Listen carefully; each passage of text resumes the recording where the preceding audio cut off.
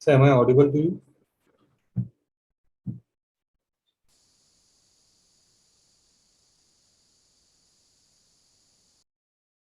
So मेरी आवाज आ रही है आपको? हाँ आ रही है आपके। All right, sir. आप live हैं sir? We can start, sir. Okay.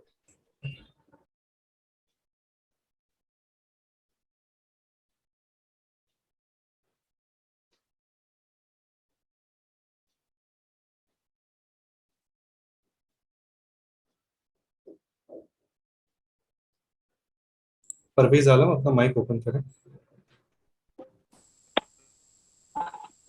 Good evening sir. Good evening. कैसे हैं सर आप? फाइन, आप कैसे हैं?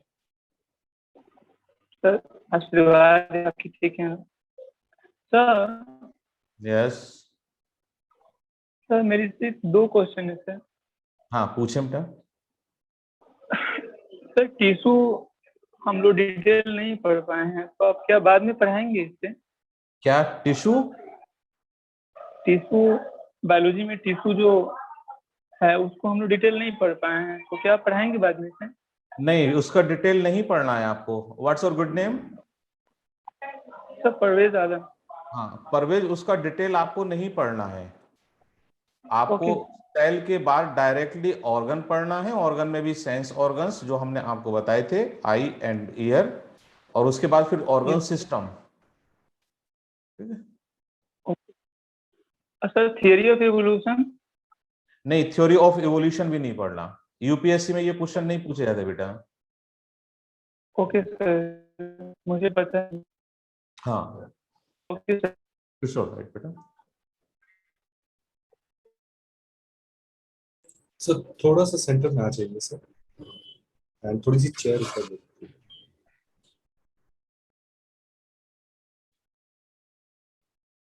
संजय माथुर, अपना माइक ओपन करें एंड अपना सवाल पूछें। Hello, good evening sir. Good evening. Sir मेरा क्वेश्चन वो स्पीड ऑफ साउंड का था। उसमें आपने जी। बताया था कि जो इलास्टिसिटी होती है जी उसमें जो सॉलिड जो होते हैं उसमें मतलब साउंड बहुत जल्दी ट्रेवल करता है या स्पीड से करता है। जी। सर ये कंसेप्ट समझ नहीं लगा, मतलब कैसे साउंड सॉलिड में कैसे साउंड इलास्टिसिटी से ज्यादा स्पीड से ट्रेवल करता है?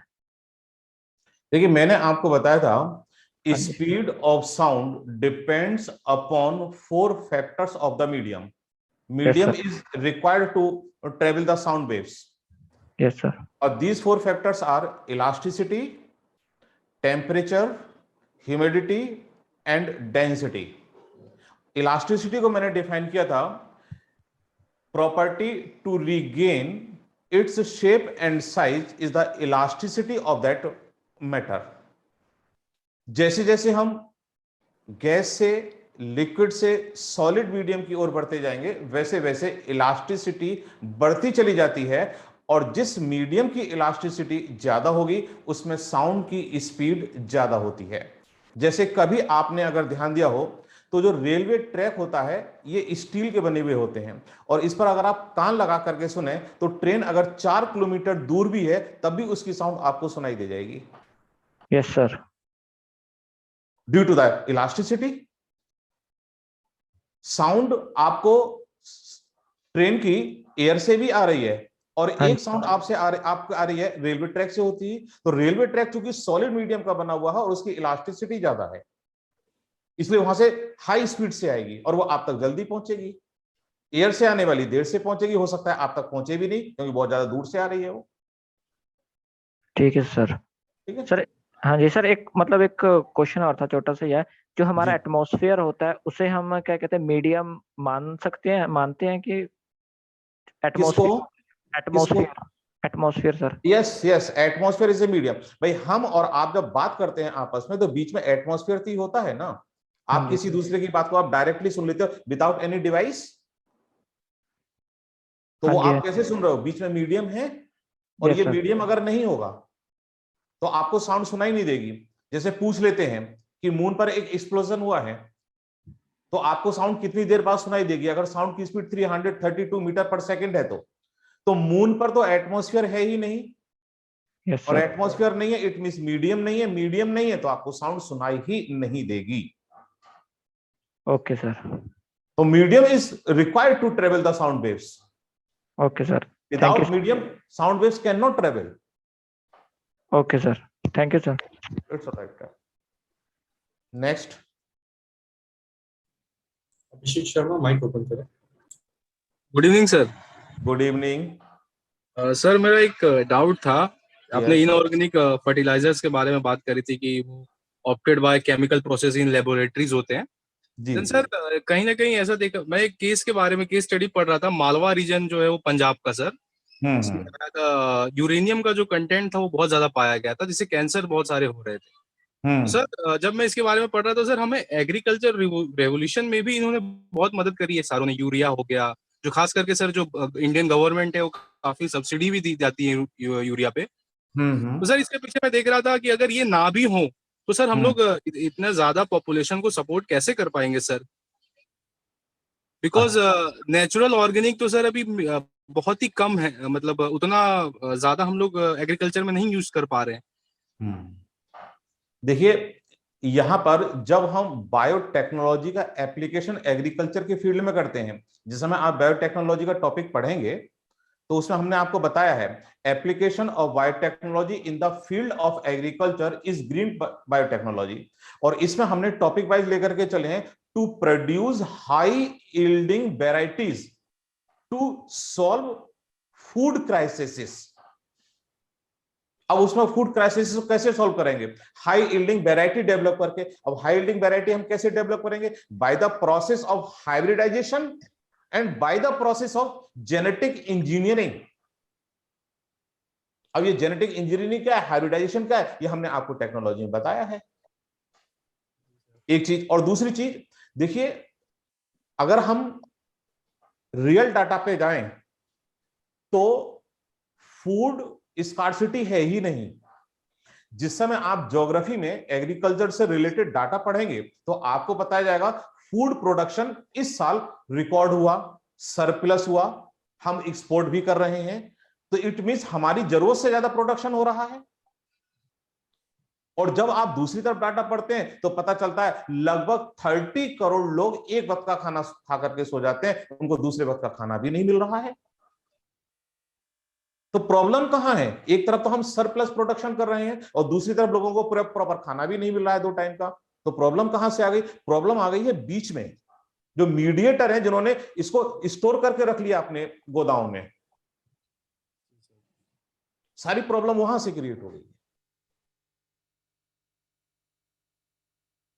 सर एक्चुअली मैं क्या एग्रीकल्चर से सर थोड़ा जुड़ा हुआ हूँ, तो सर वहां के मैं मतलब पूछ रहा था कि क्या प्रॉब्लम वगैरह होते हैं। तो सर ये ऐसा कह रहे थे मेरे नाना कि बिना दवाई छिड़के हुए सर कुछ अभी हो ही नहीं रहा सर, जो सॉइल का न्यूट्रिशन है वो खत्म होता जा रहा है दिन ब दिन। बिल्कुल बिल्कुल ठीक है, लेकिन इसको रिवाइव करने में थोड़ा समय लगेगा, क्योंकि हमने एक लंबे समय तक इनऑर्गेनिक फर्टिलाइजर्स और इंसेक्टिसाइड्स का यूज किया है। अब हम जब ऑर्गेनिक फर्टिलाइजर का यूज करेंगे या हर्बल इंसेक्टिसाइड का यूज करेंगे तो उनका रिजल्ट आने में हमें टाइम लगेगा। 2 साल भी लग सकता है, 3 साल भी लग सकता है, 4 साल भी लग सकता है। आप चले जाइए सिक्किम, सिक्किम में जो सारे का सारा एग्रीकल्चर हो रहा है, जो फार्मिंग हो रही है, सारी की सारी फार्मिंग जो है वो ऑर्गेनिक है। अब इनऑर्गेनिक फर्टिलाइजर तो यूज ही नहीं हो रहे हैं, तो वहां पर प्रोडक्शन तो है ना, लेकिन ये रिजल्ट उनको कोई 2-4 साल में नहीं मिला, 10-12 साल हो गए इनको प्रोसेस में आते हुए। हमें पता कैसे चलेगा कि ये फूड ऑर्गेनिक है या इनऑर्गेनिक है? हाँ, तो ये आपको टेस्ट करके पता चलेगा, और दूसरा उस पर लिखा हुआ होता है। FSSAI ने ये डायरेक्शन दे रखा है कि अगर आपका प्रोडक्शन एग्रीकल्चर प्रोडक्ट ऑर्गेनिक है तो आप उस पर लिखिए कि ऑर्गेनिक है ये। सर अमेरिका और सर कुछ देश तो ऐसे हैं जो हमें टेस्ट करके मना कर देते हैं इंपोर्ट्स में सर, जिनमें ये पाए जाते हैं पदार्थ, बहुत सारे एग्रीकल्चर प्रोडक्ट्स। तो हाँ, तो उनका देखिए, उनका टेस्ट करने का रीजन दूसरा है, वो क्वालिटी बेस्ड प्रोडक्ट लेते हैं। हमारे यहाँ अभी क्वालिटी पर उतना ज्यादा ध्यान नहीं दिया जा रहा है, हम लो क्वालिटी को भी ले लेते हैं, क्योंकि हम डेवलपिंग कंट्री है, अमेरिका डेवलप कंट्री है, वहां वो अपनी शर्तों पर प्रोडक्ट को लेता है, क्वालिटी पर ध्यान देता है। हम क्या है, हम प्राइस पर ध्यान देते हैं, हमें अगर चीज सस्ती मिल रही है, खराब भी है, हम ले लेते हैं। सर इसका लिंक कैंसर से कैसे है सर? किससे? ये अगर सारे केमिकल्स का कैंसर से, क्योंकि सर इंडिया में कैंसर्स के भी केस बहुत ज्यादा बढ़ते जा रहे हैं। हाँ जी, हाँ जी। सर इसका लिंक कैसे है, मतलब ये कैसे प्रमोट करते हैं कैंसर्स को? हाँ, देखिए कैंसर क्या है, पहले आप इसको समझ लीजिएगा कि हमारी बॉडी में सेल डिवीजन होता है, लेकिन एक प्रॉपर रेट से हो रहा है। और अगर यही सेल डिवीजन बहुत तेजी से होने लगे, जिसमें कि सेल डिवीजन में मिलने वाली सारी की सारी जो स्टेजेस हैं उनको हम डिफरेंशिएट नहीं कर पाए, तब उस कंडीशन को हम कैंसर कहते हैं, जिनको हम सिंपली एक लाइन में डिफाइन कर देते हैं, uncontrolled and undifferentiated cell division is called cancer. और chemicals those stimulate process of cancer will be called carcinogen, जिसमें आपका निकोटीन भी शामिल है। निकोटीन को अगर आप ज्यादा समय तक किसी सेल के कांटेक्ट में रखेंगे तो उसमें सेल डिवीजन बहुत तेजी से होने लगता है, तो वहां पर कैंसर हो जाता है, जिसको आप माउथ कैंसर कह देते हो। तो जो कुछ केमिकल्स मिलते हैं जिसमें इंसेक्टिसाइड्स भी शामिल हैं, वो केमिकल्स जब हमारी बॉडी में पहुंचते हैं थ्रू द फूड ग्रेन्स, तो हमारी बॉडी में कैंसर कॉज कर देते हैं by the stimulation of cell division rapidly.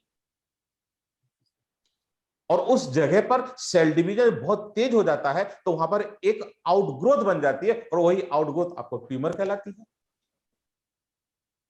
तो cancer is the uncontrolled and undifferentiated cell division due to any reason. Any reason में आपका रेडियो एक्टिव सेल्स भी हो सकती हैं, एक्सरेज भी हो सकती हैं, केमिकल्स भी हो सकते हैं। और chemicals those stimulate the process of cancer will be called carcinogen, जिसमें कुछ इंसेक्टिसाइड्स भी शामिल हैं, और आपका टोबैको में मिलने वाला केमिकल निकोटीन भी शामिल है। Thank you sir. आप देखते होंगे कि सिगरेट के पैकेट पर लिखा रहता है ना, smoking injurious to health, it cause cancer. क्यों? क्योंकि उसमें टोबैको है, और टोबैको में निकोटीन होता है। Nicotine is carcinogen chemical. Yes sir, thank you sir. It's alright. Next question. Parvez Alam, mic open करो। Hello sir. यस सर, ये स्मॉल जी सर मैं नहीं समझ पा रहा हूँ सर। क्या? स्मॉल जी ग्रेविटेशनल एक्सीलरेशन आप बताए थे जिससे, वो मैं नहीं समझ पा रहा हूँ। पहले मैं कुछ और समझ रहा था, अभी पूरा कंफ्यूजन हो रही है। क्या क्या क्या दोबारा बोलिए अपना question, please repeat your question. Sir my question is I am unable to understand g, small g gravitational acceleration. अच्छा अच्छा, स्मॉल जी। देखिए मैंने जिस समय बताया था वेट क्या है, तो वेट को मैंने एक्सप्लेन किया था। Weight of any body is gravitational force applied by earth और any astronomical body towards its centre, यानी अपने सेंटर की ओर लगने वाले किसी भी खगोलीय पिंड के द्वारा गुरुत्वाकर्षण बल ही उस वस्तु का भार कहलाता है, जिसे हम स्मॉल जी से रिप्रेजेंट करते हैं। लेकिन small ji is not a gravitational force, actually small ji is a gravitational acceleration due to gravity. ये शब्द मैंने वहां है।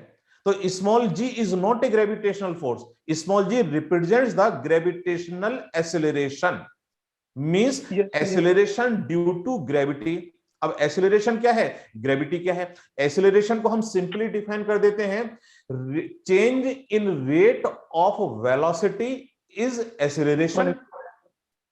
जैसे स्पीड बढ़े या स्पीड कम हो, दिस इज एक्सेलरेशन। अगर बढ़ रही है तो पॉजिटिव एक्सेलरेशन कहलाएगा, अगर कम हो रही है तो नेगेटिव एक्सेलरेशन या रिटार्डेशन कहलाएगा। What is gravity? Gravity is gravitational force of अर्थ। तो जब किसी भी ऑब्जेक्ट पर ग्रेविटेशनल फोर्स लगता है और उसके कारण अगर उसकी स्पीड में चेंज हो रहा है, तो the change in the velocity of any object due to the gravitational force of earth is gravitational acceleration, यानी वो ग्रेविटेशनल फोर्स के कारण रहा है, इसलिए हमने वहां स्मॉल जी का यूज किया है। ओके सर, तो मे आस्क अनदर क्वेश्चन? हाँ यस बोलें। Sir, is the only for Earth or it may be for Moon or other heavenly bodies, sir? हाँ, every heavenly body have its own gravitational force। उसका हर किसी का अपना gravitational force होगा। किसी का कम और किसी का ज्यादा। मैंने बताया भी है कि हम अगर पूरे के पूरे सोलर सिस्टम में लेकर के देखें तो सन का ग्रेविटेशनल फोर्स सबसे ज्यादा है, इसलिए सारे के सारे प्लैनेट उसी के चारों ओर घूम रहे हैं। और अगर हम प्लैनेट की बात करें तो सबसे ज्यादा प्लैनेट में जुपिटर का है, जो कि अर्थ के रेस्पेक्ट में 2.5 टाइम्स ज्यादा है। मून जो अर्थ का एक प्लैनेट है, उसका भी अपना एक ग्रेविटेशनल फोर्स है, जो कि अर्थ के रेस्पेक्ट में 1/6 है, कम है। यहां पर अगर ग्रेविटेशनल फोर्स ज्यादा है तो वहां पर 1/6 होगा मून पर, जुपिटर पर 2.5 टाइम्स ज्यादा होगा, सन पर 29 टाइम्स ज्यादा होगा। तो एवरी हेवनली बॉडी और astronomical body have its own gravitational force, चाहे कम हो या फिर ज्यादा हो। It depends on the mass of that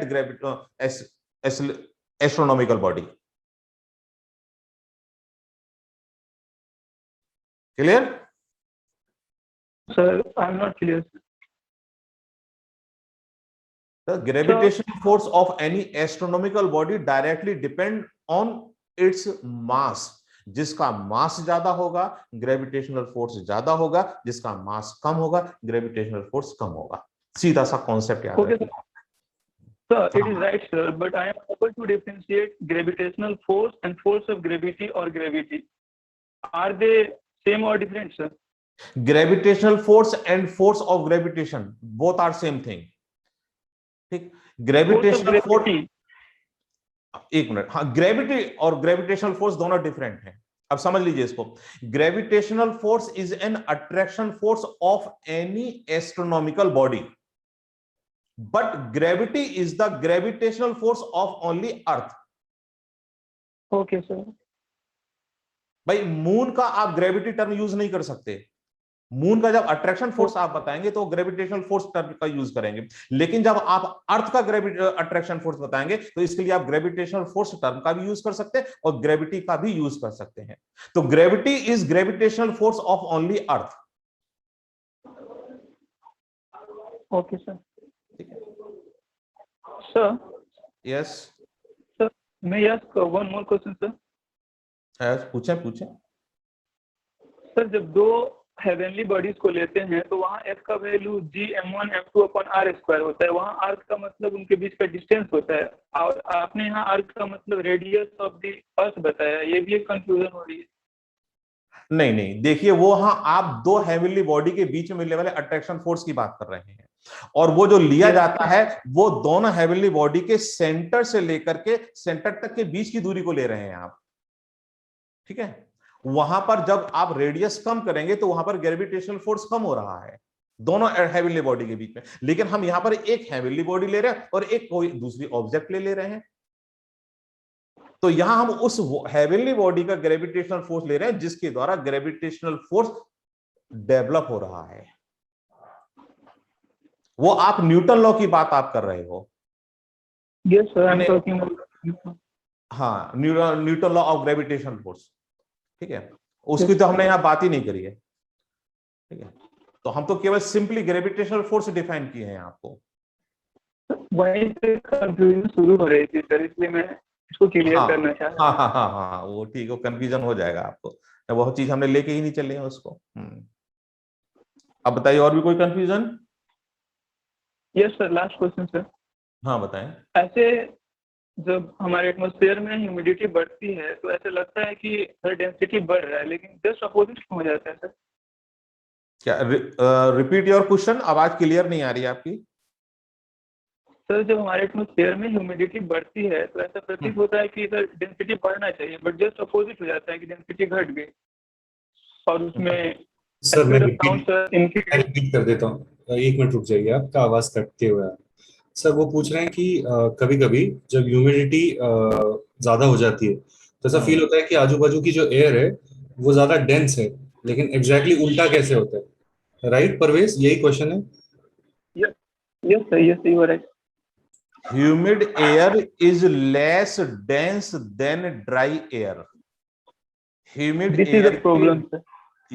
air की डेंसिटी कम होती है, ड्राई एयर की डेंसिटी ज्यादा होती है।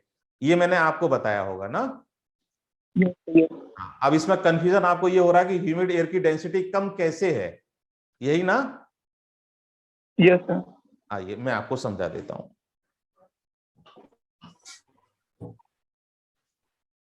परवेज माइक म्यूट कर लीजिए तब तक। डेंसिटी क्या है? मैंने डेंसिटी को सिंपली डिफाइन किया है total number of atoms in unit volume और एरिया।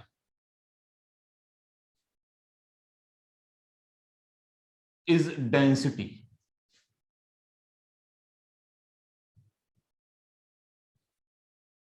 वॉल्यूम का मतलब है multiplication of 3 dimensions, length, breadth and depth. What is area? Multiplication of 2 dimensions, length and breadth. Unit volume का मतलब क्या है कि जितनी हम लेंथ लें उतनी ही ब्रेथ और उतनी ही डेप्थ ले लें। अब उतने, माना हमारे पास ये एक 1 सेंटीमीटर लेंथ 1 सेंटीमीटर ब्रेथ का ये एक एरिया है, और इसमें नंबर ऑफ एटम्स जितने भी होंगे वो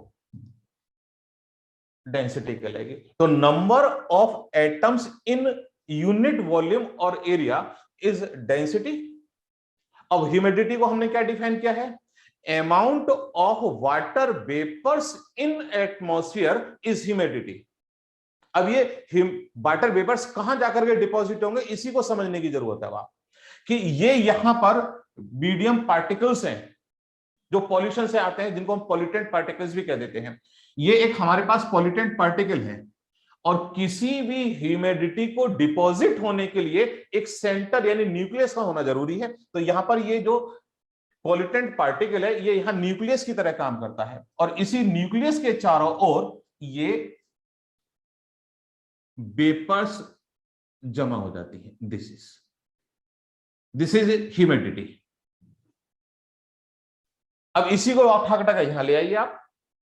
अब यहां पर ये डिपॉजिट होती चली जाएगी, ये, और जब डिपॉजिट होती जाएगी तो ये जो न्यूक्लियस से न्यूक्लियस के बीच का जो डिस्टेंस है दिस वन, ये डिस्टेंस बढ़ता चला जाएगा। और जब डिस्टेंस बढ़ता चला जाएगा तो नंबर ऑफ एटम्स यानी नंबर ऑफ न्यूक्लियाई कम होते चले जाएंगे, ये इस एरिया से बाहर निकलते चले जाएंगे। तो नंबर ऑफ न्यूक्लियाई जब कम होते चले जाएंगे तो डेंसिटी कम होती चली जाती है।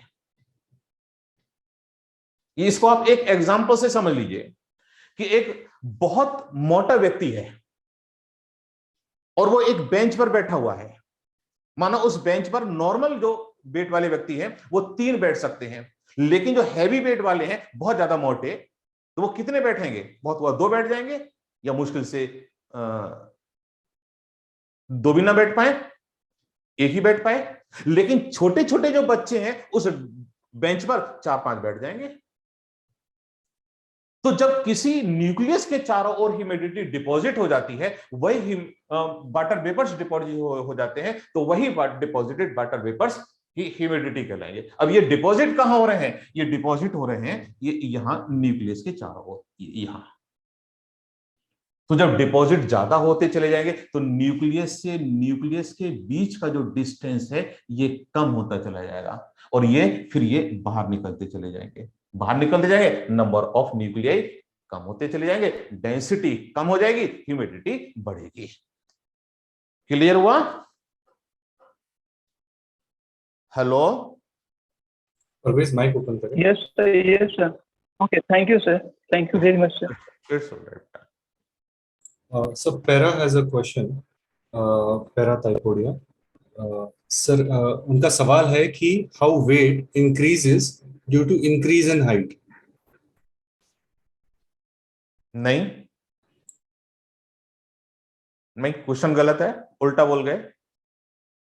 weight will be decrease when height it increase.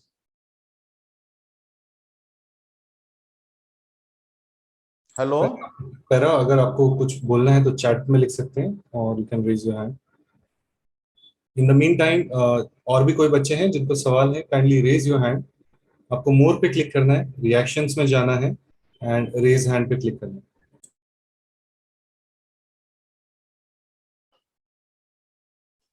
Okay sir, आया है उनका सर चैट में आंसर।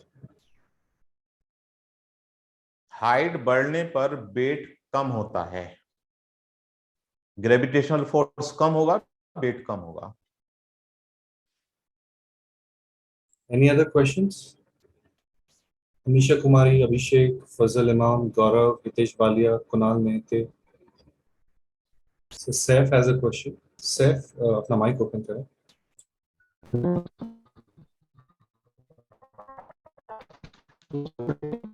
सैफ आपका आवाज नहीं आ रहा। हेलो,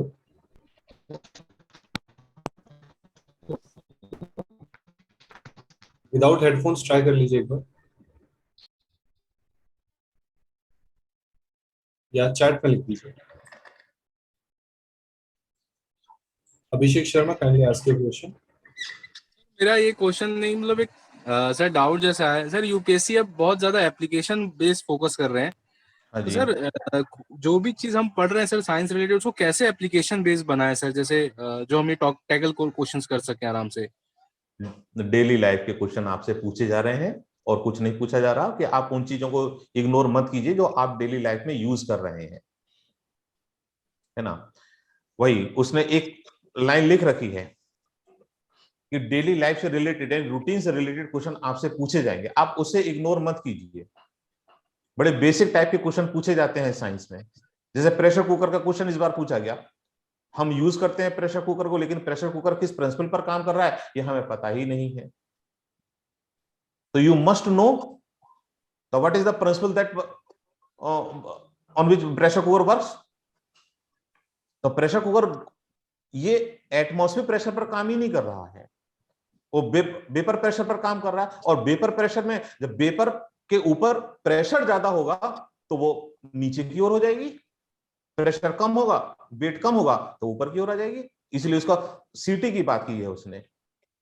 तो वही चीज जो हमारी डेली लाइफ में है, जो हम रोज यूज कर रहे हैं, हमें उन्हें जानना चाहिए लेकिन जानते नहीं है। जैसे कि हम मोबाइल को यूज करते हैं तो मोबाइल के बारे में तो हम बहुत कुछ जान जाते हैं, लेकिन एसी क्या है, फ्रिज क्या है, प्रेशर कुकर क्या है, माइक्रोवेव ओवन क्या है, ये किस प्रिंसिपल पर काम कर रहे हैं, क्या इनकी फंक्शनिंग है, वो हमें पता ही नहीं। तो केवल मोबाइल फोन ही तो नहीं पूछेगा ना, वो जो बाकी डेली लाइफ में यूज होने वाली चीजें भी पूछेगा। तो यू मस्ट नो दैट कि आपसे आपकी अवेयरनेस को जानना है उससे, कि जिन चीजों का आप यूज कर रहे हैं डेली लाइफ में, आप उन चीजों के बारे में प्रैक्टिकल हैं या नहीं है। Thank you sir. Sir Saif का चैट बॉक्स में क्वेश्चन आया कि सर एनी स्पेसिफिक बुक जो साइंस एंड टेक के लिए ये लोग रेफर कर सकते हैं। Yes, spectrum publication.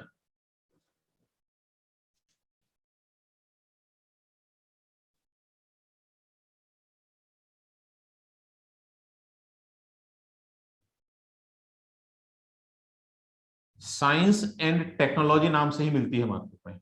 Latest edition लीजिएगा इसका, बस इसको ध्यान रखिएगा, latest edition of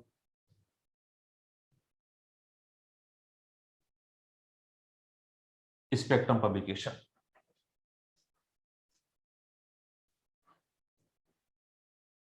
thank you sir. Parvez अपना क्वेश्चन पूछे। Sir one last question sir. Yes sir, may you describe the calculation of a small g on the earth? Parvez उसके पीछे क्यों पड़े जो आपको पूछा ही नहीं जाना है। Parvez small G capital G को आप छोड़ दीजिए, देखिए आप उसको लेके चलिए। देखिए मैं आपको बता देता हूं, मैंने आपको बताया था कि gravitational force is directly proportional to mass of the astronomical body and inversely proportional to square of radius. अगर आप इन दोनों को एक साथ लेकर के चलना चाहें तो small ji is equal to capital G M upon R square, ये पूरा का पूरा एक फार्मूला बन जाता है।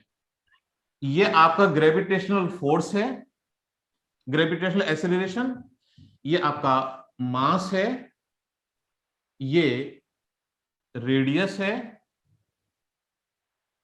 और ये जो है capital G is a constant.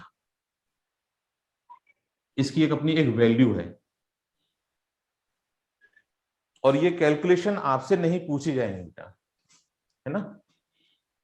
This is a relation in between capital G and small G. तो capital G is a constant, small ji is not a constant, लेकिन हम इसे कांस्टेंट मान करके चलते हैं नहीं, 9.8 मीटर पर सेकंड स्क्वायर, लेकिन इसकी value place to place change होती रहती है। हमने आपको बताया था नॉर्थ पोल पर सबसे ज्यादा है इसकी वैल्यू, इक्वेटर पर सबसे कम है। सरफेस से नीचे जाएंगे, सरफेस से ऊपर जाएंगे अर्थ के, तो ये कम होता चला जाएगा, लेकिन कैपिटल जी की वैल्यू वेरी नहीं करेगी, it's a constant. Parvez? Yes sir. हाँ, sir I am talking about small G sir, on the sea level. Small G on sea level? Hello, हाँ सर, आपने कुछ ऐसा बताया था कि सी लेवल का यूज करके हम स्मॉल जी को एक फिक्स मान लिया 9.10, नहीं तो ये वेरी करता है, पोल पे मैक्सिमम होता है, इक्वेटर पे मिनिमम होता है। हाँ, अब हाँ समझ लीजिए। आपको देखिए, मैंने यहां आपको बताया कि small ji is directly proportionate to mass and inversely proportionate to square of radius, और अर्थ का रेडियस हर जगह पर एक जैसा नहीं है। अगर आपको अर्थ का शेप पता हो तो, अर्थ हमारी पोल पर थोड़ी सी फ्लैट है, चपटी है, इक्वेटर पर थोड़ी सी फैली हुई है, यानी पोलर रेडियस कम है, इक्वेटर रेडियस ज्यादा है।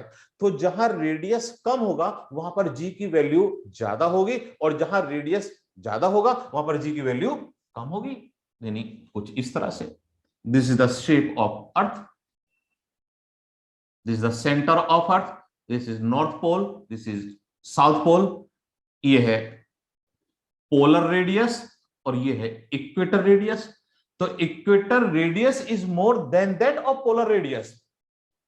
पोलर रेडियस मिनिमम है, जी की वैल्यू मैक्सिमम होगी, that is 10 metre per second square.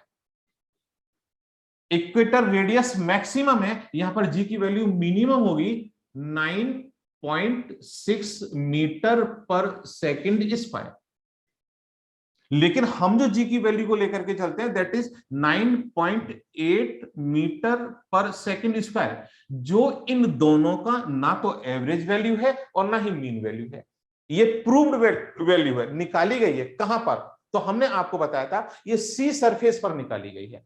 अब सी सरफेस पर ही क्यों? क्योंकि सी सरफेस प्लेन है। क्यों? क्योंकि उस पर एक फोर्स काम कर रहा है, दैट इज सरफेस टेंशन।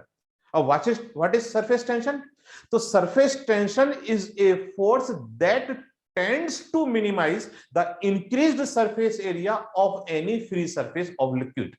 यानी किसी भी तरल की स्वतंत्र सतह के पृष्ठ क्षेत्रफल को न्यूनतम करने के लिए जो एक बल काम करता है वही पृष्ठ तनाव या सरफेस टेंशन कहलाएगा। इसलिए पानी की जो फ्री सरफेस होती है ऊपर वाली, यह हमेशा प्लेन होती है, और अर्थ का 2/3 पार्ट पानी से कवर्ड है, यानी अर्थ का 2/3 पार्ट प्लेन है एकदम। और वहीं पर 45 डिग्री लैटिट्यूड पर जो जी की वैल्यू निकल करके आती है वो 9.8 मीटर पर सेकंड स्क्वायर होती है, जिसको हम कह देते हैं मीन सी लेवल, MSL। जितनी भी हाइट है, जितनी भी डेप्थ है, सब सी सरफेस से ही निकाली जाती है, क्योंकि सी सरफेस प्लेन है। और बाकी जो अर्थ का लैंड एरिया है वो कहीं पर ऊंचाई ज्यादा है, कहीं पर हिल्स है, कहीं पर माउंटेन्स है, कहीं पर पहाड़ियां, गड्ढे हैं, नदियां हैं, झीलें हैं, तो वो तो प्लेन नहीं है। तो जो अर्थ का 2/3 पार्ट है that is plane, covered by water due to surface tension.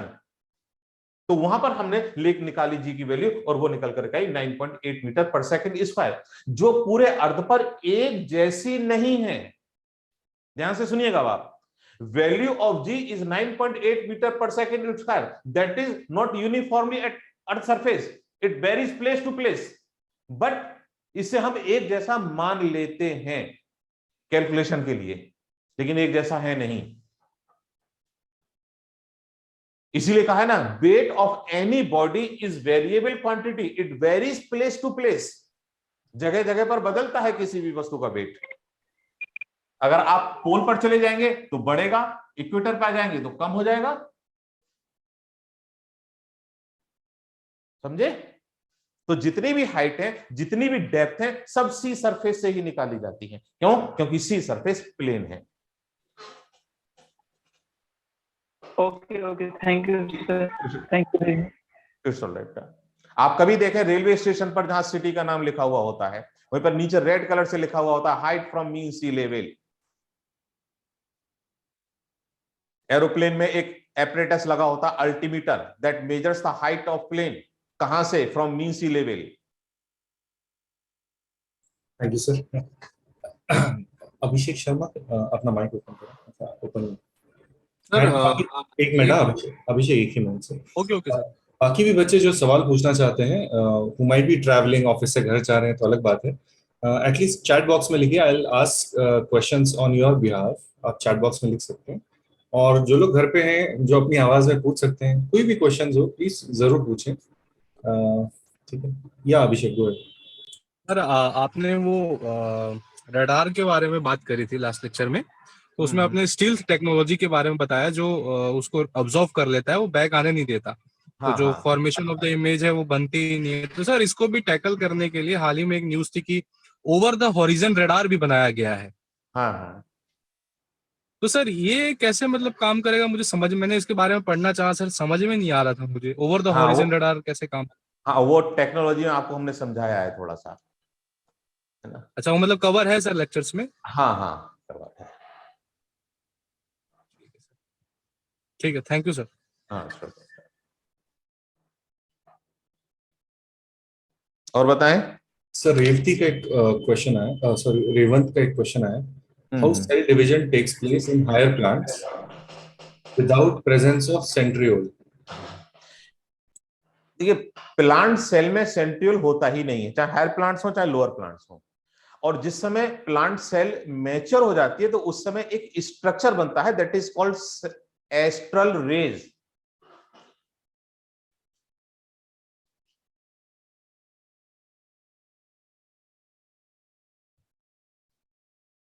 Astral rays are formed in matured plant cell or developed plant cell that stimulate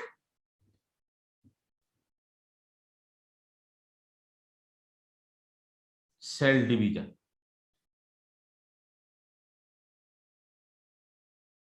So due to the formation of astral rays, plant cell divide.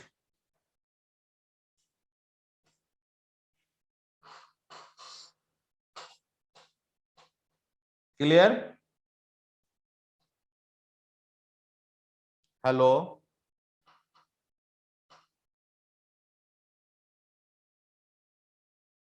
Sir yes sir आया उनके यहाँ से। और कोई सवाल है? Sir मैं commerce से हूँ, मैं साइंस एंड टेक से मैक्सिमम आउटपुट कैसे निकालूं? फजल इमाम ने पूछा है सर। उसके लिए आपको पहले बेसिक बुक्स पढ़नी पड़ेंगी, NCERT, after that specific book. और उसके लिए हमने बताया है आपको, देखिए आपने अगर ध्यान दिया हो तो हर टॉपिक को स्टार्ट करने से पहले हमने उसका बेसिक लेकर के ही चले हैं। और इसके अलावा आपको हमने कुछ बुक्स भी बताई थी, NCERT from 6th standard to 12th standard. पहले आप 6th की बुक पढ़िए, उसके बाद 7th की पढ़िए, फिर आप 8th की पढ़िए, फिर आप 9th की पढ़िए। इस तरह से आप पढ़ते चलिए। तो आप पहले बेसिक इंफॉर्मेशन को कलेक्ट करिए। और यहां जितनी भी क्लासेस होती हैं जनरल स्टडी के लिए, उनको हम ये मान करके पढ़ते हैं कि जो सब्जेक्ट हम आपको बता रहे हैं उन सब्जेक्ट्स का आप स्टूडेंट ही नहीं है। जैसे हमने आपको साइंस बताई तो हमने मान के चले कि आप साइंस के स्टूडेंट ही नहीं है, आप इजीली समझ लेंगे। और फिर भी अगर समझने में प्रॉब्लम आती है तो इसके लिए आपको एनसीईआरटी बुक्स हमने आपको बताई थी, इजी लैंग्वेज में है, हर बात को, हर टर्म और टर्मिनोलॉजी को एक्सप्लेन किया गया है, वेरी सिंपल लैंग्वेज। तो आप एनसीईआरटी आप जरूर पढ़ें। Thank you sir. फजल इमाम कहते हैं कि आपके लेक्चर समझ में आ रहे हैं उन्हें। Thank you for that. अगर आपको साइंस और टेक्नोलॉजी लेक्चर से प्लस बुक्स जो हमने आपको बताई हैं उससे आपको 70% समझ में आ गया, दैट्स एनफ। थोड़ा सा आप कोशिश और भी कर लीजिए कि आप इन्हीं एनसीईआरटी को रिवाइज कर लीजिए, तो 100% तो आप कभी कर ही नहीं सकते जनरल स्टडी में, इसको आप मान लीजिए। जितना आप मैक्सिमम कर सकते हैं आप करिए, 100% कभी मत करिए। आप जो जाने सही जानिए, make your self exact not perfect. Perfect आप कभी नहीं हो सकते बेटा, आप सही होने के करिए आप। हाँ बताएं सर। मैं एक एडिशनल क्वेश्चन ऐड करता हूँ सर। अगर कौन सी ऐसी चीजें हैं जो जनरली बच्चों ने कम पढ़ा या छोड़ दिया तो भी चल सकती है? ये जो साइंस वाले जो एनसीईआरटी जब बच्चे पढ़ते हैं, ऐसी चीजें हैं जिसमें ऐसे कोई चीजें या कोई टॉपिक जो या तो बहुत ज्यादा इंपॉर्टेंट है, आप एटलीस्ट ऐसे बताएं, या ऐसे कोई टॉपिक्स जो जनरली यूपीएससी में नहीं पूछे जाते, हो सकता है दूसरे किसी एग्जाम से पूछे जाते हैं, at least UPSC point of view से छोड़ सकते हैं? यूपीएससी पॉइंट ऑफ व्यू से आप एक तो नॉन लाइफ साइंस में मैग्नेटिज्म बिल्कुल छोड़ दीजिए, उससे कोई क्वेश्चन अब आपसे नहीं पूछा जाता है, ठीक है। इसके अलावा लाइफ साइंस में आप से जो क्वेश्चन नहीं पूछे जाएंगे उसमें इंटेग्यूमेंट्री सिस्टम से रिलेटेड कोई क्वेश्चन अभी तक पूछा ही नहीं गया है, यानी स्किन से रिलेटेड कोई क्वेश्चन उसमें नहीं पूछा गया, आप उसको पूरी तरह से छोड़ दीजिए। थ्योरीज ऑफ इवोल्यूशन पूरी तरह से छोड़ दीजिए आप, ओरिजिन ऑफ लाइफ पूरी तरह से छोड़ दीजिए आप। जिन टॉपिक से क्वेश्चन सबसे ज्यादा पूछे जाते हैं उनमें आपका शामिल है eye, air, digestion, hormones, blood, reproductive system, इनसे क्वेश्चन सबसे ज्यादा पूछे जाते हैं, तो इनको अच्छे ढंग से तैयार कर लीजिए आप।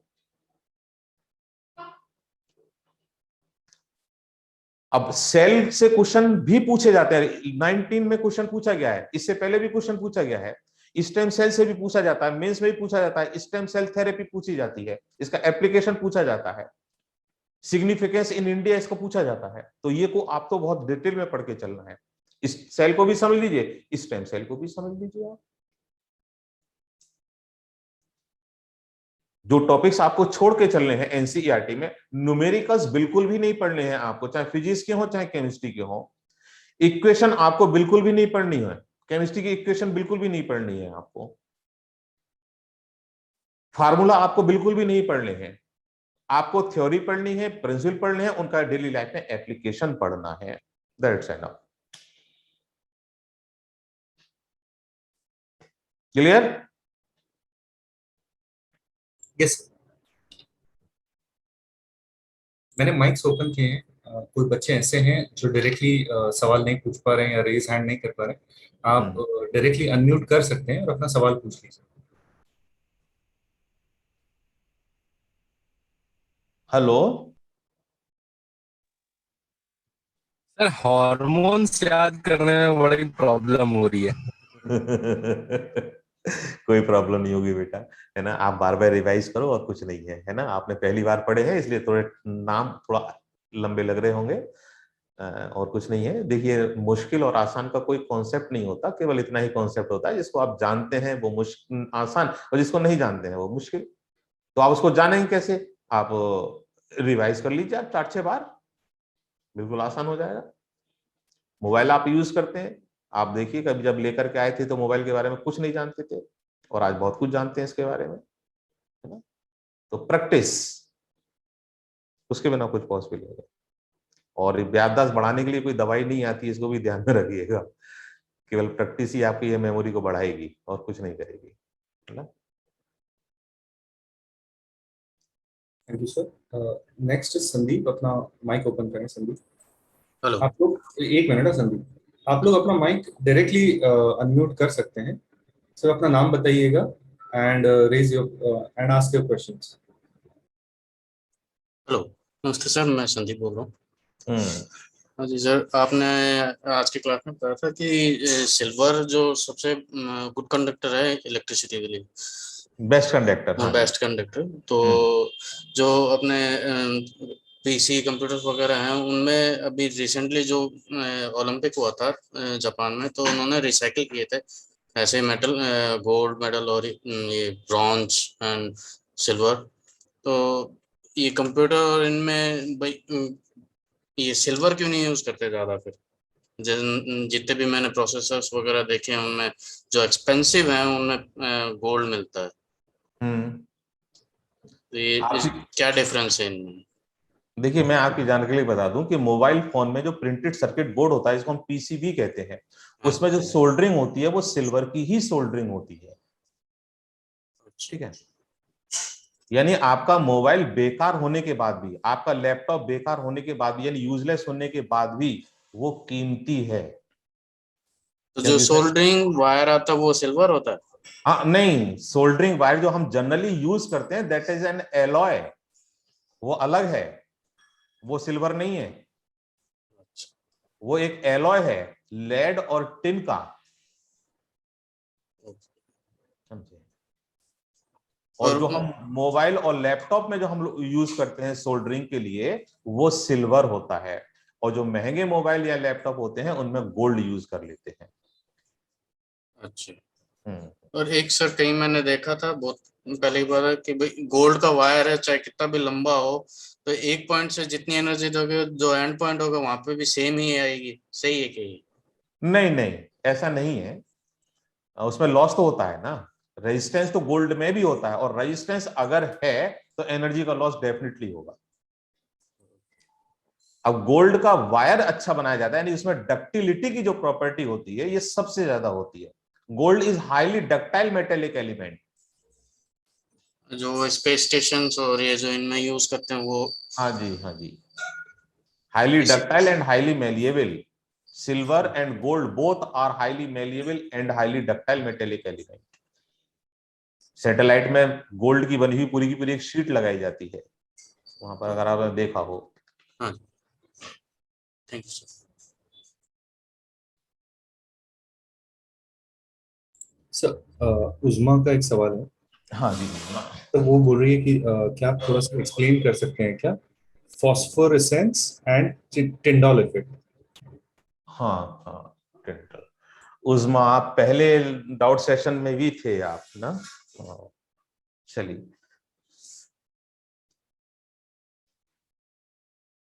पहले हम आपको एक्सप्लेन कर रहे हैं फास्फोरेसेंस क्या है। तो यहां आप समझ लीजिए types of light on the basis of its source. One is incandescent light, ये क्या है?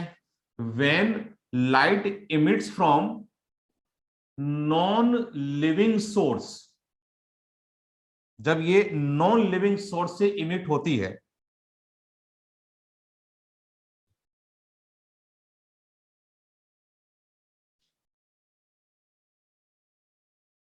तो इसमें लाइट प्लस हीट दोनों होते हैं। जैसे सबसे पहले जो बल्ब इन्वेंट हुआ था दैट इज इनकंडेंस्ड बल्ब, और उसमें हीट भी सबसे ज्यादा थी, लाइट भी थी लेकिन कम थी। अगर आपने इलेक्ट्रिसिटी वाला टॉपिक पढ़ लिया हो तो मैंने उसमें आपको बताया है कि सबसे पहले हम बल्ब का यूज किया करते थे, उसको हम जितनी इलेक्ट्रिसिटी दिया करते थे उसका लगभग 60% हीट के फॉर्म में कन्वर्ट हो जाता था, बाकी 40% हमें लाइट के फॉर्म में मिलता था। तो वो इनकंडेंस्ड बल्ब की बात हमने करी है, और बल्ब क्या है? Non living thing. तो when light emits from non living thing it emits light as well as heat both. Second is bioluminescence light. ये क्या है? when light emits from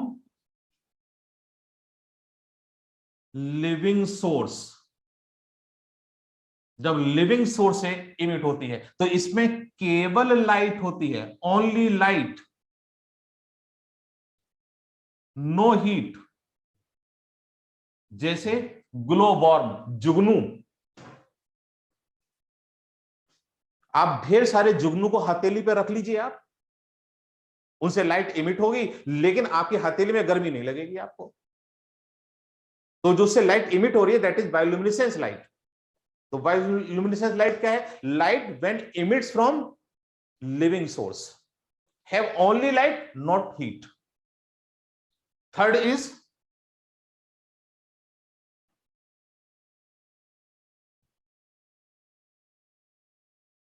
fluorescent light.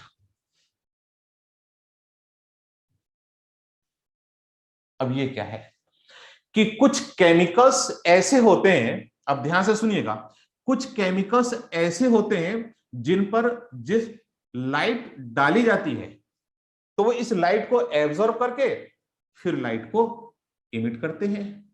जो लाइट इस पर पड़ती है वो लो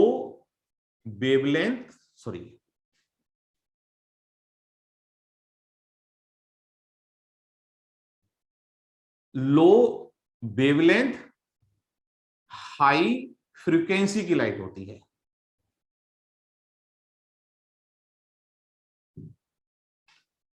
और जो लाइट इमिट हो रही है उसकी वेवलेंथ हाई होती है,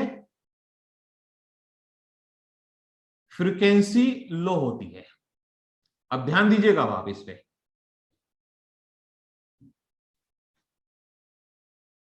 जब किसी सरफेस पर या किसी केमिकल पर या किसी ऑब्जेक्ट पर लाइट पड़ती है तो वो लाइट को एब्जॉर्ब कर लेती है। और लाइट की किस चीज को एब्जॉर्ब करेगी? लाइट की फ्रीक्वेंसी को या एनर्जी को एब्जॉर्ब करती है। And the frequency of any light is directly proportional to its energy. तो उसने कुछ एनर्जी को एब्जॉर्ब कर लिया और बाकी जो बची उसको इमिट कर दिया। तो जो इमिट होने वाली लाइट है उसकी फ्रीक्वेंसी कम हो जाती है, एनर्जी कम हो जाती है। And the frequency of light is inversely proportional to its wavelength.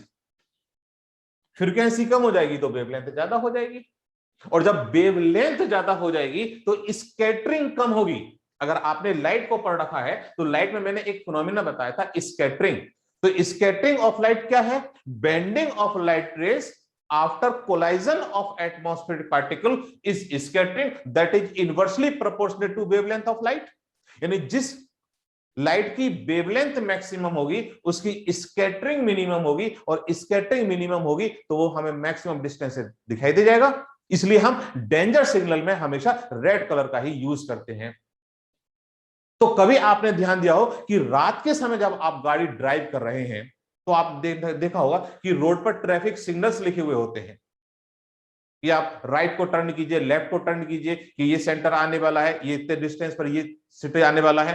तो जैसे ही आपके व्हीकल की लाइट उस पर पड़ती है तो बहुत तेजी से चमकते हैं। रीजन क्या है? ये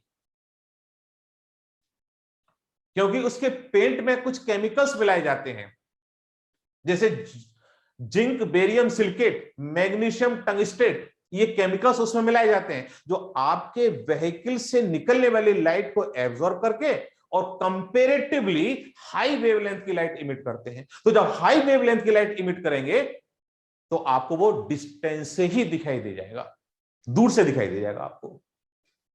और जैसे ही आपके व्हीकल की लाइट हटती है तो वो आपको दिखाई देना बंद हो जाते हैं। अब अंतर समझिएगा आप, जैसे ही आपके व्हीकल की लाइट हटती है उस सिग्नल से वैसे ही वो दिखाई देना बंद हो जाते हैं। लेकिन कुछ केमिकल्स ऐसे भी होते हैं कि आप लाइट के सोर्स को हटा दीजिए फिर भी वो लाइट इमिट करते रहते हैं। That is called फास्फोरेसेंस।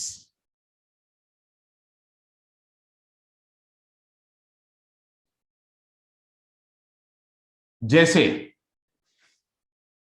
कुछ रिस्ट वॉच ऐसी आती हैं जिसमें कि वो, जिसको आप जनरली कह देते हैं ना रेडियम, एक्चुअली वो रेडियम नहीं होता है। वो दिन के समय लाइट को एब्जॉर्ब करेगा, रात के समय इमिट करता है, तो उसमें रात में भी टाइम दिखाई दे जाता है। या ये जो एसी का रिमोट होता है, ये एसी के रिमोट के जो बटन है इसमें भी ये केमिकल होता है। ये दिन के समय लाइट को एब्जॉर्ब करेगा, रात के समय इमिट करेगा। तो दिस इज फास्फोरेसेंस। इसमें भी प्रोसेस वही हो रही है, फ्लोरोसेंस वाली, लेकिन अंतर कहां आ रहा है कि लाइट सोर्स हटने के बाद भी लाइट का इमिशन होता रहता है। फ्लोरोसेंस में ऐसा नहीं हो रहा। जो हम पहले ट्यूबलाइट यूज किया करते थे वो इसी प्रिंसिपल पर काम करती थी, CFL भी इसी प्रिंसिपल पर काम करती है, इसलिए उसको कॉम्पैक्ट फ्लोरोसेंट लैंप या लाइट कह देते हैं। क्लियर?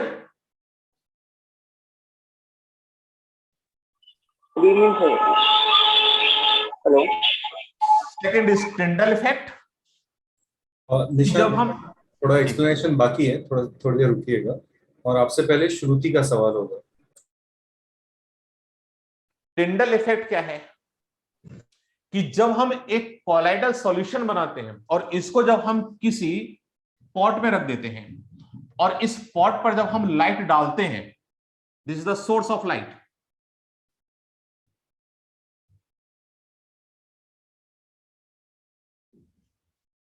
तो ये जो कॉनिकल शेप दिखाई देता है, दिस इज टिंडल इफेक्ट, जिसको सबसे पहले टिंडल साइंटिस्ट ने डिटेक्ट किया था। अब इसी में जो पार्टिकल्स हैं, ये पार्टिकल मूव करते हुए दिखाई देते हैं जिग जैग मोशन में, जिसको हम जिग जैग मूवमेंट या ब्राउनियन मूवमेंट कहते हैं, जिसको रॉबर्ट ब्राउन ने डिटेक्ट किया था। तो this conical effect, this one, this is called Tyndall effect of colloidal solution. Movement, zigzag motion of particles is called Brownian movement. Colloidal solution में पढ़े होंगे आप इसको। Thank you sir. उज्मा की साइड से भी थैंक यू आया होगा। श्रुति अपना सवाल पूछे। Good evening sir. Good evening ma'am. Sir सब पूछ रहे थे ह्यूमिड एयर लेस डेंस कैसे है ड्राई एयर से? हाँ जी, वो मैंने एक्सप्लेन कर चुका बेटा, आप थे नहीं क्या उस वक्त?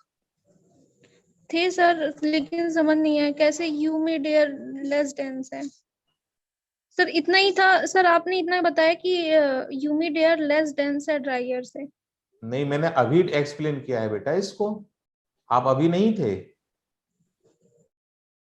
शायद लेट ज्वाइन किया होगा सर। हेलो, मैंने इसको अभी एक्सप्लेन किया था, ये परवेज ने पूछा था क्वेश्चन, मैंने उनको एक्सप्लेन किया है अभी। अच्छा ठीक है। तो और सर एक और क्वेश्चन है कि प्रेशर इंडिपेंडेंट है स्पीड ऑफ लाइट से, अगर v is equal to under root of p upon rho करते हैं तो भी कैसे ये हो रहा है कि प्रेशर इंडिपेंडेंट है, जबकि अगर इसका इक्वेशन लेके चलें तो प्रेशर डायरेक्टली प्रोपोर्शनल हो रहा है। मैंने वहां साउंड की बात कर रहे हैं ना आप? हाँ, speed of velocity of sound. हाँ देखिए, मैंने वहां आपको बताया था कि speed of sound does not effect by pressure, मैंने ये एक लाइन बोली थी, यानी प्रेशर को इंक्रीज करें या आप प्रेशर को डिक्रीज करें, वहां पर लाइट की स्पीड पर कोई इफेक्ट नहीं पड़ेगा, ये बताया था मैंने आपको, है ना? हाँ। आप साइंस बैकग्राउंड के बेटा? जी जी हाँ सर, साइंस इसीलिए कंफ्यूजन हो रहा है आपको। मैंने एक लाइन और भी बोली थी, अगर आपने वो लेक्चर को पूरा सुना हो, कि जब हम एक फैक्टर की बात करते हैं तो हम बाकी सारे फैक्टर को कांस्टेंट मानते हैं, यानी जब हम डेंसिटी की बात करेंगे तो हम इलास्टिसिटी, टेम्परेचर और ह्यूमिडिटी को कांस्टेंट मानेंगे। आप जिस प्रेशर की बात आप कर रहे हैं, तो प्रेशर बढ़ाने पर डेंसिटी कम होगी और प्रेशर कम करने पर डेंसिटी बढ़ेगी। हाँ। सॉरी, प्रेशर बढ़ाएंगे तो डेंसिटी बढ़ेगी और प्रेशर को कम करेंगे तो डेंसिटी कम होगी, यानी pressure is directly proportional to density of the medium. हाँ। ये आपकी साइंस कह रही है, ठीक है? लेकिन मैंने वहां पर एक लाइन बोली थी कि जब हम एक फैक्टर की बात कर रहे हैं तो बाकी सारे फैक्टर को हम कांस्टेंट मानेंगे, यानी प्रेशर को हम बढ़ाएं या घटाएं, डेंसिटी को हम कांस्टेंट मानेंगे।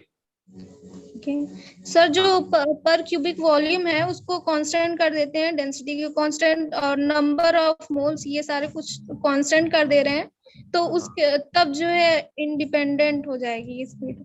हाँ देखो, एक चीज, क्या नाम है आपका बेटा? श्रुति श्रीवास्तव।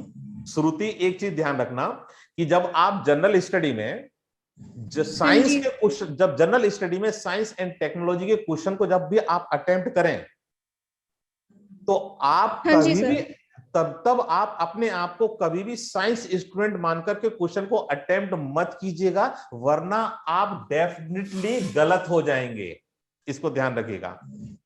मैंने कई सारे एग्जांपल यहां पर पूरे सारे लेक्चर में मैंने दिए हैं, जिनको आप अगर स्पेसिफिक पॉइंट ऑफ व्यू से सॉल्व करेंगे तो आप डेफिनेटली गलत हो जाएंगे, और अगर आप एक जनरल व्यू लेकर के चलेंगे तो आप सही हो जाएंगे। ठीक है? Alright sir.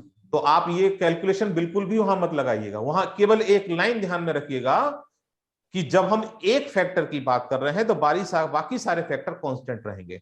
प्रेशर इंक्रीज करो चाहे डिक्रीज करो, density will remain unchanged. Alright, sir. Thank you.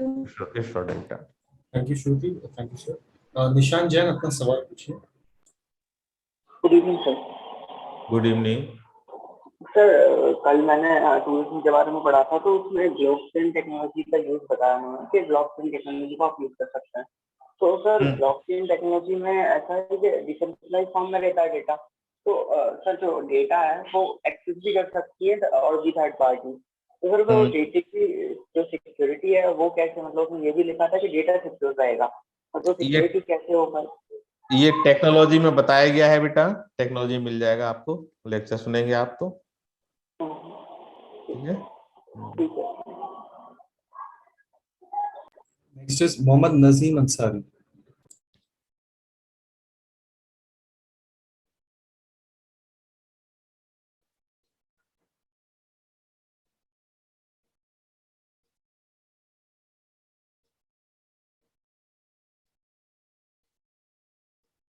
शायद माइक ओपन नहीं कर पा रहे। मोहम्मद नजीम अंसारी सर, उन्होंने चैट में अपना क्वेश्चन भेजा है। एक क्वेश्चन है कि please explain luminous bacteria called Vibrio harveyi cause of milky sea effect. Basically ये ल्यूमिनस बैक्टीरिया के बारे में पूछ रहे हैं सर, कि वो जो ब्लू या रेड वगैरह दिखते हैं कुछ कुछ, उसके बारे में। देखिए लुमिनस किसको कहेंगे, what is the meaning of luminous? Luminous means a body that have own light, जैसे all stars are luminous body, और जिसके पास अपनी लाइट नहीं है वो नॉन लुमिनस बॉडी कहलाएगी। जैसे मून, इसके पास अपनी बॉडी नहीं है, हम नॉन लुमिनस बॉडी है। तो कुछ बैक्टीरिया में फोटोसिंथेसिस, कुछ बैक्टीरिया में फूड फॉर्मेशन के लिए प्रोसेस जो होती है that is called chemosynthesis. Chemosynthesis means food formation in the presence of some chemicals, not chlorophyll. और वो केमिकल्स जो होते हैं, वही केमिकल्स के केमिकल रिएक्शन के कारण लाइट इमिट होती है, तो वो लुमिनस बैक्टीरिया कहलाएंगे। वो कीमोसिंथेसिस से फूड मैन्युफैक्चर भी करेंगे और वो लाइट इमिट भी करते हैं। जिस समय आप फूड चेन पढ़ेंगे तो आप देखेंगे कि फूड चेन में बैक्टीरिया भी फोटोसिंथेसिस को, फूड फॉर्मेशन कर रहे हैं, ये भी प्रोड्यूसर हैं, लेकिन ये अपने लिए बना रहे हैं, दूसरे के लिए नहीं बना रहे। हम इनको खाने के लिए नहीं खाते हैं, लेकिन अपने लिए तो बना रहे हैं ना। कैसे? क्योंकि इनमें फोटोसिंथेसिस नहीं है। फोटोसिंथेसिस हमेशा हायर प्लांट्स में ही होता है, लोअर ऑर्गेनिज्म में क्लोरोफिल नहीं होता, लेकिन ये भी अपना फूड फॉर्मेशन करते हैं by the process of chemosynthesis, means food making in presence of some chemicals, और these chemicals emit light by the process of chemical reaction, hence also known as luminous bacteria। और जो vibrio नाम दिया गया है ये इनके शेप के आधार पर दिया गया है। All bacteria classified into 4 groups on the basis of their shape। कुछ रॉड शेप्ड होते हैं, कुछ स्पाइरल शेप्ड होते हैं, कुछ कॉमा शेप्ड होते हैं, कुछ विब्रियो शेप्ड होते हैं, यानी स्पाइरल शेप्ड ही है। Thank you sir. तो जो लाइट इमिट करते हैं वो केमिकल्स के प्रेजेंस के कारण करते हैं, कीमोसिंथेसिस प्रोसेस कहलाती है, that is. Thank you sir. और एक सवाल है इनका कि please explain inorganic fertiliser zinc which we can use it, where we can use it specifically। मतलब जिंक वाला जो इनऑर्गेनिक फर्टिलाइजर्स होता है ये जनरली किस चीज के लिए यूज किया जाता है स्पेसिफिकली, अगर बात करें तो? जो कुछ पत्ते जो होते हैं उनमें पीलापन आ जाता है और सीड फॉर्मेशन कम होता है, तो वो जो न्यूट्रिशनल डिफिशियंसी हो जाती है, उस न्यूट्रिएंट डिफिशियंसी किसके कारण होती है? Due to the deficiency of zinc some leaves of plant become yellow and seed formation reduces. और जब सीड फॉर्मेशन नहीं होगा तो प्लांट प्रोडक्शन कम हो जाएगा। तो सीड फॉर्मेशन प्रॉपरली करने के लिए और उन लीव्स में क्लोरोफिल फॉर्मेशन के लिए जिंक की जरूरत होती है।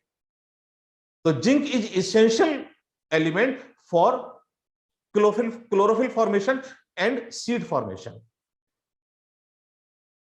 तो आजकल एग्रीकल्चर में भी जिंक बहुत यूज होता है। Thank you sir. गौरव अपना माइक ओपन करें।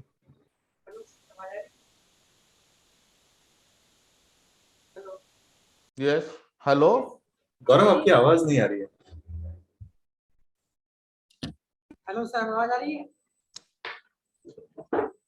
Hello, without headphone? हाँ, आ रही है, अभी आ रही है। जी सर। सर एक क्वेश्चन है, पता नहीं ये क्वेश्चन सही भी है या नहीं सर, बहुत लोगों ने सुना है। जैसे सर एक पॉट के ऊपर पॉट रखते हैं, 2-3 पॉट में खाना पकाते हैं सर, तो सर ये कह रहा था कि सबसे ऊपर वाला जो पॉट है उसमें खाना जल्दी पकता है सर, क्या ये क्वेश्चन सही है? अगर सही है सर तो क्यों?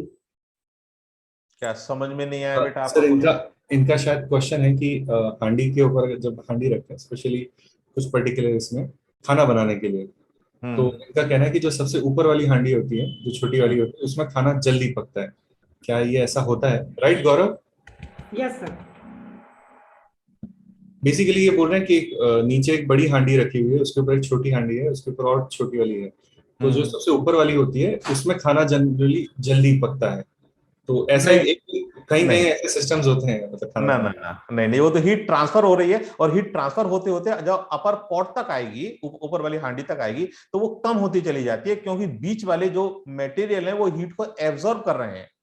तो जो एक हीट चेन बनी है नीचे से लेकर के ऊपर तक, उस हीट चेन में ऊपर तक हीट की क्वांटिटी कम होती चली जाएगी। जब हीट की क्वांटिटी कम हो जाएगी तो देर से खाना पकेगा। नहीं, ये आपने गलत सुना है बेटा, ऊपर वाले में देर से पकेगा खाना, जल्दी नहीं। ओके बोला सर। लास्ट 10 मिनट्स है, अगर किसी का कोई सवाल है तो kindly open your mics and ask questions and then we will wrap up after that. Last 10 minutes.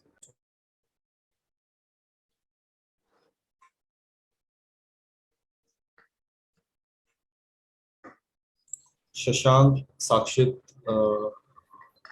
Mazhar Inamdar, Hitesh Baliya, if you guys have a question kindly do ask. Amisha Kumari, Abhishek Poyam, आप लोगों ने सवाल ही नहीं पूछे, आप लोग हैं सेशन में, but kindly do ask questions if you have any. Hello sir. Hello.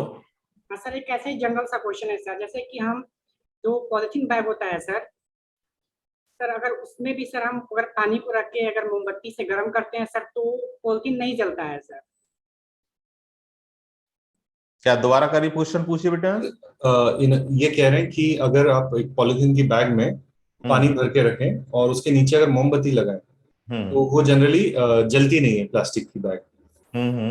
वो जो एक्सपेरिमेंट्स होते हैं उनके बारे में बात करते हैं। बड़ा इंटरेस्टिंग क्वेश्चन है बेटा आपका ये, है ना। जब हम लोग पढ़ा करते थे, तो जब हम स्कूल से घर आया करते थे, बीच में मजबा लगाते थे कुछ लोग, मजबा जानते हैं ना, खेल दिखाते थे जादू का। तो उसमें कागज की एक हांड वो बना लेते थे, कढ़ाई, उसमें तेल डाला और उसमें पूड़ी पकाते थे, लेकिन कागज नहीं जलता था। किसी भी वस्तु का जलना या न जलना, it depends on ignition temperature of that object. कि अगर किसी भी वस्तु को जलने के लिए इग्निशन टेम्परेचर मिल जाएगा तो वो जल जाएगी, नहीं मिलेगा तो नहीं जलेगी, सीधा सा कॉन्सेप्ट होता है।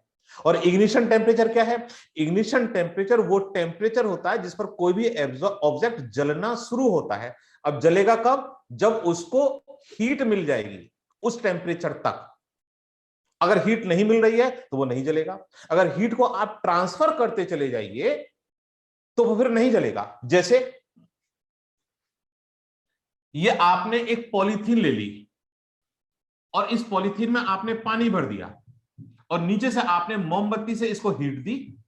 अब मोमबत्ती की हीट पहले पॉलीथीन पर पहुंचेगी और पॉलीथीन इसको ट्रांसफर कर देगा इस वाटर को, और वाटर इस हीट को एब्जॉर्ब करके ये अपनी लिक्विड स्टेट को चेंज करता चला जाएगा और ये लिक्विड स्टेट से गैसियस स्टेट में कन्वर्ट होता चला जाएगा।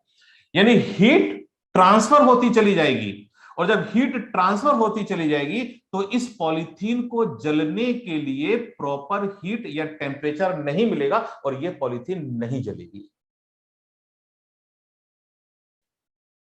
आप इसकी हीट ट्रांसफर को रोक लीजिए। ये मतलब आप इस पॉलीथीन को बंद कर दीजिए एकदम, पानी को गर्म होने दीजिए उसी में, और फिर देखिए कुछ देर के बाद ये पॉलीथीन जल जाएगी। जो हमने बताया था कि मजमा में लोग दिखाते थे, कागज की कढ़ाई बना लेते थे, उसी में तेल डाला और नीचे से ये मोमबत्ती जला करके इसको तेल गरम करके इसमें पूड़ियां बनाया करते थे, लेकिन कागज नहीं जलता था। तो वहां पर यही कॉन्सेप्ट कि जैसे ही तेल गर्म होता था उसमें एक पूड़ी आटे की लोई बना के डाल दी, तो आटे की लोई ने ऑयल के टेम्परेचर को एब्जॉर्ब कर लिया, ऑयल ठंडा हुआ, उसने इससे हीट ले ली, कागज कभी नहीं जलेगा। तो कोई भी चीज जब जलती है तो तभी जलेगी जब उसको उसका इग्निशन टेम्परेचर मिल जाएगा, और इग्निशन टेम्परेचर तभी मिलेगा जब उसमें हीट को रोकने का नेचर हो। हीट रुक जाए उसके अंदर, टेम्परेचर बढ़ जाएगा, और हीट ट्रांसफर होती चली जाएगी, टेम्परेचर कभी नहीं बढ़ेगा।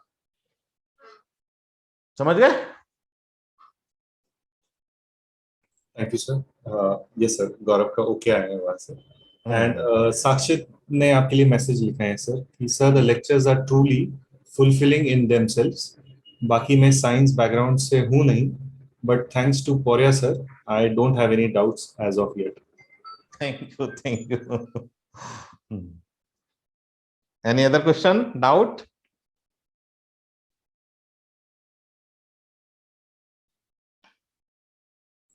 अगर कोई और सवाल नहीं है तो वील एंड इट। अगर फिर भी कोई पूछना चाहते हैं, देयर आर लास्ट 5 मिनट्स में माइक्स ओपन करके रखें, kindly directly unmute yourself and ask questions, और अगले 5 minute otherwise we'll wrap up.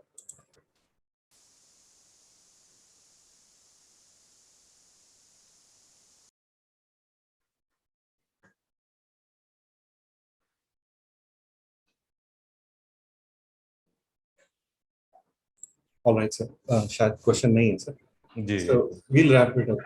Okay, Thank you so much for your time, sir.